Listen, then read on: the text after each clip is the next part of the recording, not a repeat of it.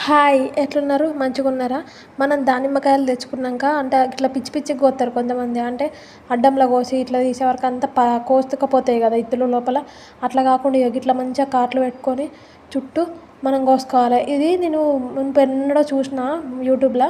మన వేరేటోళ్ళు పెడితేనేమో బాగా లైక్లు పోతాయి, మన ఇండియన్స్ ట్రై చేస్తేనేమో రోలే పోవు. ఇక చూసిర్రు కదా అసలు మొత్తానికి ఇట్లా పోకుండా ఉంటాయి చూసిరా.